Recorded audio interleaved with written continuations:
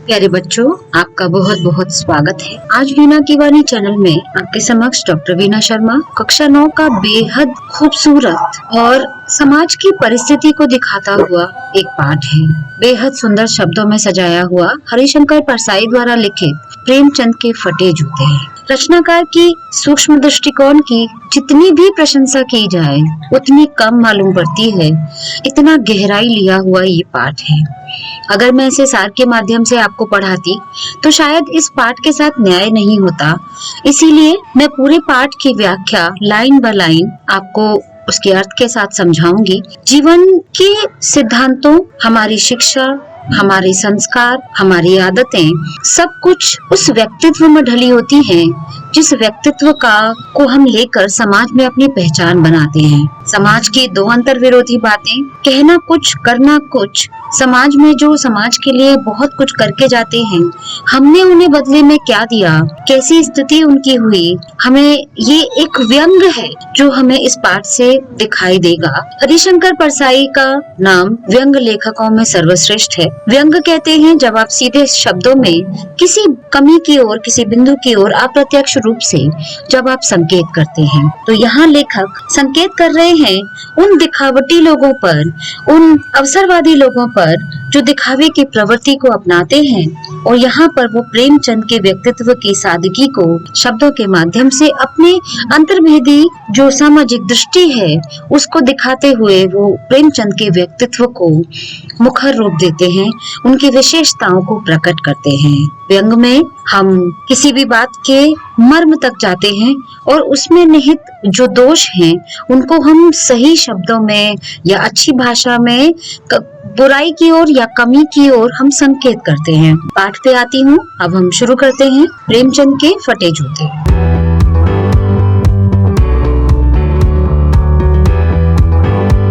प्रेमचंद के फटे जूते पाठ की विधा है निबंध, और ये व्यंग्यात्मक शैली में लिखा गया है। व्यंग है ये, और इसके राइटर हैं हरिशंकर परसाई। हरिशंकर परसाई के बहुत सारे व्यंग आप पढ़ेंगे तो आप बड़े ही आनंदित होंगे कि कितनी खूबसूरती से ये अपनी शैली में कैसे कैसे बिंदुओं को लेकर आते हैं जो हमें झकझोर कर रख जाते हैं।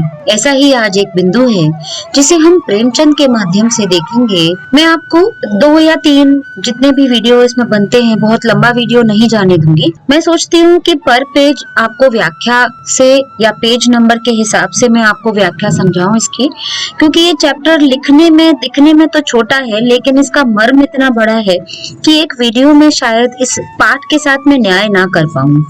तो हम 2 या 3 वीडियो में इस पाठ की पूरी व्याख्या को कवर करेंगे। 1, 2, 3 पार्ट में मैं इस पाठ की व्याख्या आपको समझाऊंगी। तो हम शुरू करते हैं प्रेमचंद के फटे जूते।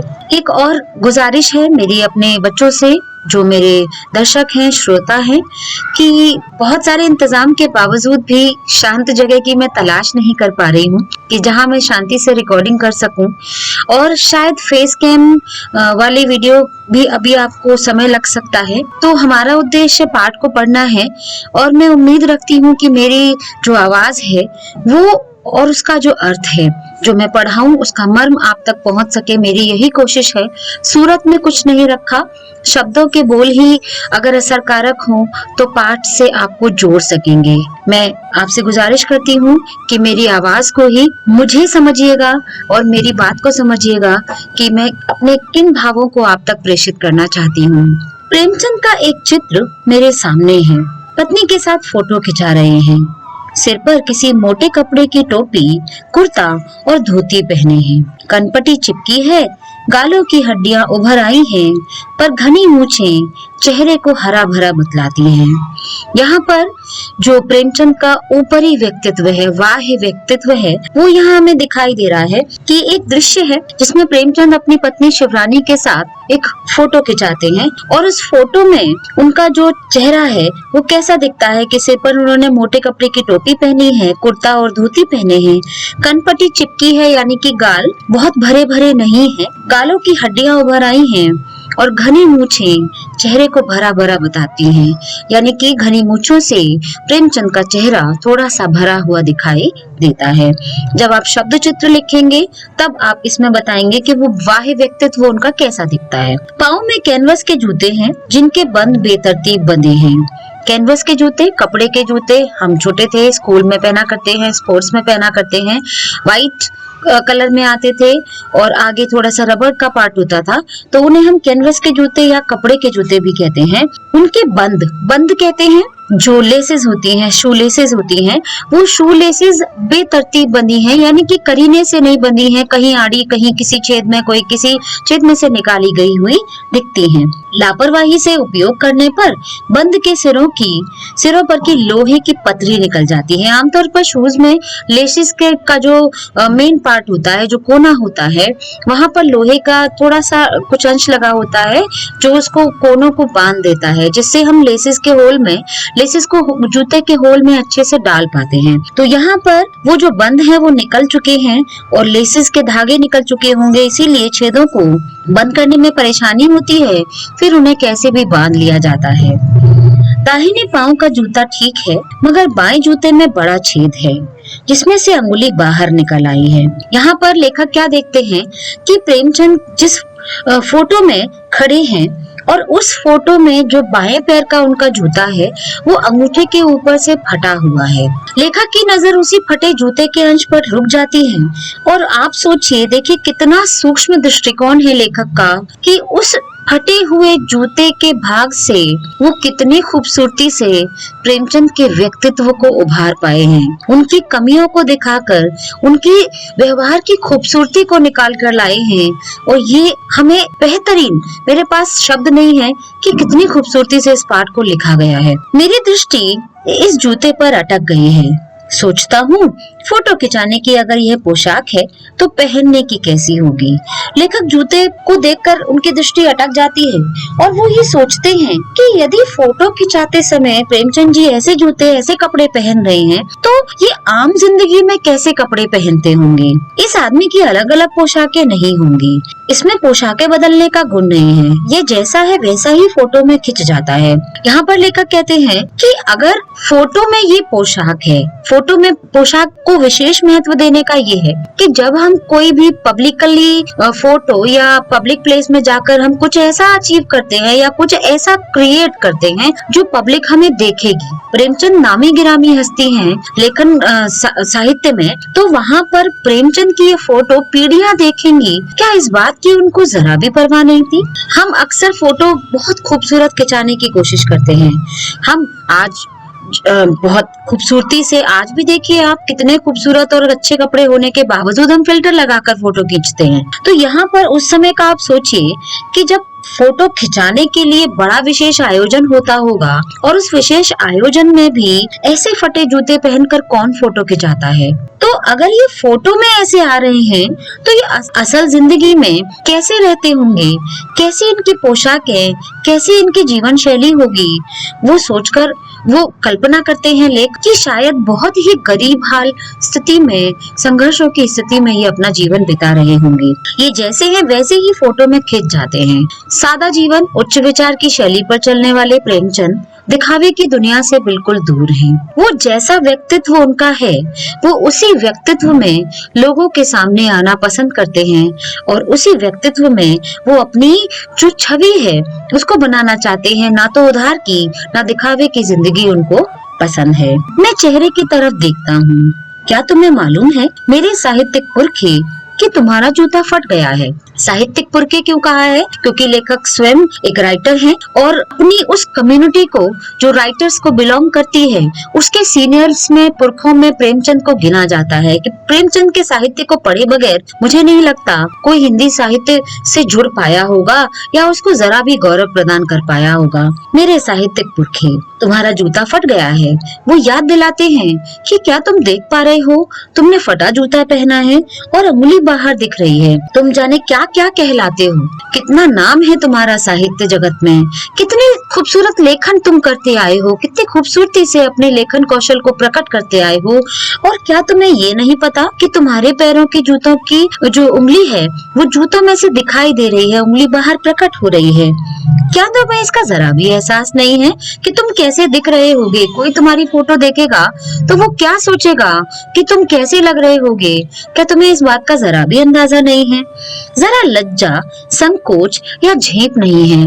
हम अपनी कमियों को दूसरों को दिखाते हुए शर्माते हैं, लेकिन तुम तो इतने बड़े व्यक्तित्व को धारण करने वाले व्यक्ति हो, कितना नाम है तुम्हारा, क्या क्या नहीं कहते लोग तुम्हारे बारे में, और तुम्हें इस बात की जरा भी लज्जा नहीं है कि मेरे फटे जूते में यदि कोई मुझे देखेगा तो मेरा क्या मान या क्या सम्मान बचेगा? तुम्हें जरा भी संकोच नहीं है फटे जूते में आने की, तुम्हें कोई भी झेप मुझे दिखाई नहीं दे रही। क्या तुम इतना भी नहीं जानते कि धोती को थोड़ा नीचे खींच लेने से अंगुली ढक सकती है? दूसरा रास्ता सुझाते हैं, कोई बात नहीं, यदि फटा जूता था भी, तुम वैसे ही आना चाहते थे, तो क्या तुम अपनी जो धोती तुमने पहन रखी है उस धोती को अगर थोड़ा सा नीचे भी खींच देते तो भी तुम्हारा फटा जूता दिखना बंद हो जाता।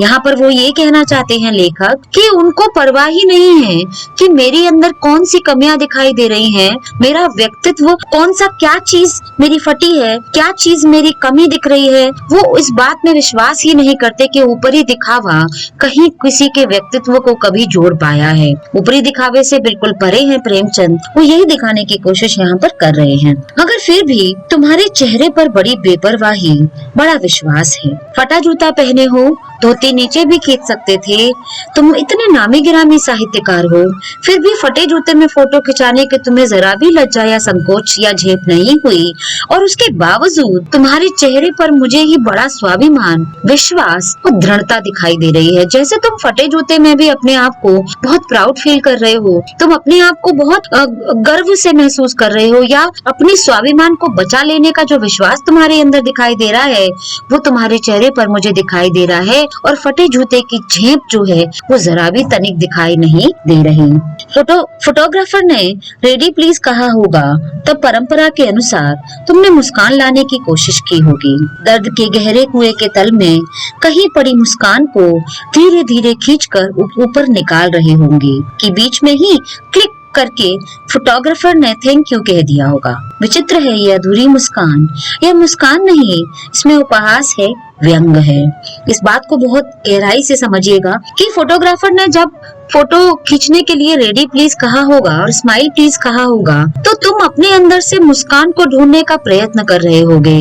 कैसे गहरे दुख के अंधेरे के संघर्ष के तले वो मुस्कान कहीं दबी होगी, तुम उसे ढूंढने की कोशिश कर रहे होगे। यानी कि जीवन में इतना संघर्ष रहा, इतनी गरीबी, इतनी बदहाली रही, तंग हाल रहे कि जीवन में मुस्कुराने के अवसर कब आए, उनको ढूंढने के लिए, उन अवसरों को याद करने के लिए दर्द के गहरे धरातल में तुम उतरे होंगे। मुस्कान ढूंढने में इतना समय लगा कि उससे पहले ही तुम मुस्कान ढूंढ पाते, फोटोग्राफर ने रेडी प्लीज कह के क्लिक कर दिया होगा। तो जो मुस्कान आ रही थी, आते आते वो मुस्कान अधूरी ही रह गई, फोटो खिंच गई। जब हम किसी पर व्यंग करते हैं तो यहाँ पर लेखक उनकी अधूरी मुस्कान को देखकर भी नए नए अर्थ निकालते हैं। वो कहते हैं कि जब हम किसी की कमियों पर हंसते हैं, जब हम कभी दूसरों का मजाक उड़ाते हैं कि कौन क्या कर रहा है, तो आपने देखा होगा आमतौर पर हम लोग भी जीवन में ही करके और हल्का सा मुंह बना देते हैं। तो क्या ये तुम्हारी अधूरी मुस्कान में उपहास है, व्यंग है उन लोगों के लिए जिसने तुम्हें ये फटा जूता दिया, जिसने उस समाज के प्रति तुम्हारा ये उपहास है, ये व्यंग है कि एक ऐसे साहित्यकार की ये दशा हो सकती है जिसने सिर्फ समाज को दिया ही दिया, उससे कुछ लिया नहीं। तो मुझे लगता है तुम्हारी इस अधूरी मुस्कान में एक विचित्र सा उपहास है, एक विचित्र सी तुम्हारी ये मुस्कान है जिसमें दर्द भी छिपा है, जिसमें व्यंग भी छुपा है, और ऐसे लोगों के लिए उपहास भी छिपा है जो समाज के उन भले लोगों के साथ ऐसा व्यवहार करते हैं कि वो अपनी बेसिक नीड भी पूरी ना कर पाए। प्रेमचंद यदि मनोरंजक साहित्य लिखते तो शायद उनकी ये बदहाली नहीं होती। लेकिन उन्होंने कभी सिद्धांतों से समझौता नहीं किया। उन्होंने समाज में सदैव ऐसे वर्ग की आवाज उठाई जो पीड़ित है, अत्याचार से ग्रसित है, शोषित है, नारी के प्रति अत्याचार हो रहा है, शिक्षा का अभाव है, कर्ज के तले गरीब किसान दबा हुआ है, अंग्रेजों का अत्याचार है, जमींदार परेशान कर रहे हैं, आम जो किसान है उनको उनका जीना मुहाल करते हैं। आपने देखा होगा प्रेमचंद की किसी भी कहानी में ऐसा कोई मनोरंजक नहीं है विषय, उसमें सिर्फ दर्द है, तकलीफ है जो उस समय के लोग झेल रहे थे और उनकी आवाज को उन्होंने अपने साहित्य में उभारा।